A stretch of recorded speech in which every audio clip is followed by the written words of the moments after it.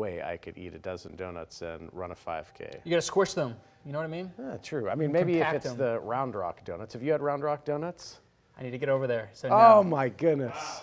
Got an audible wow in the back there. I know. I was going to say. I know. Noah I've been a Shipley's guy, but I've heard really good things. Oh, it's really good. You got to switch it up. It's delicious. Next time Anytime I'm up I've been there. a story in Round Rock, I always stop by. Bring me some next time. What are you being selfish, all right?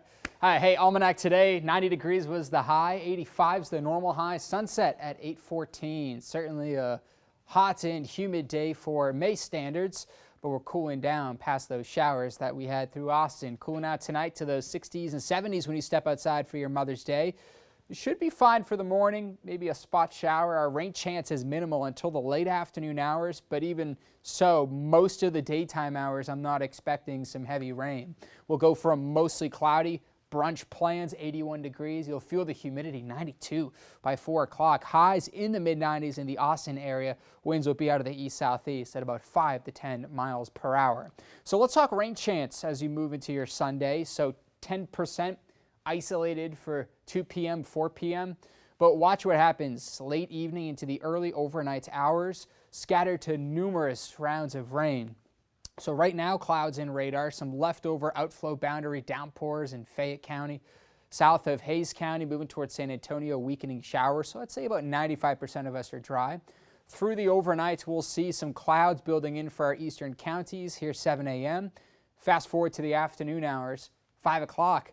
All blue sky. So you're going to be outside tomorrow and you're going to be thinking, well, there's no way it's going to storm. Well, that sunshine's building thunderstorm fuel, and there's a cold front that's going to be slowly working in further south and east. So by 7 o'clock, most of the hill country is seeing some steady in pockets of heavy or torrential rain, and right on the outer edge of this line of storms, that's where the strongest wind gusts are.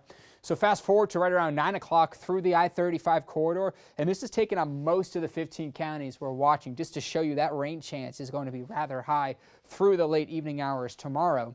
By 10 o'clock, this slowly builds and clears further south and east of Austin. Still our eastern counties getting some strong thunderstorms, leftover pockets of showers. Here's midnight. Fast forward to the early morning hours to kickstart your work week, and just more clouds than not. Storm Prediction Center has a level 3 out of 5 severe risk for about half of the viewing area. North and west of Travis up toward parts of the hill country, level 2 out of 5 in Austin, further east, and a little bit of Fayette County in that level 1 out of 5. More specifically, in these cold front linear setups, wind is the primary concern. I can rule out some areas of large hail, not too concerned about that, but it's not zero for that risk, as well as an isolated tornado and pockets of street flooding. Rain chance stays quiet with some high pressure ridging through the work week. Next Saturday, there's a signal for some sort of rain showers. We do know beyond the cold front, 81 on Monday, and then I got 90s Wednesday, Thursday, Friday into next weekend. Normal high is 85 degrees this time of year. So here's the KXAN first warning weather 7-day forecast.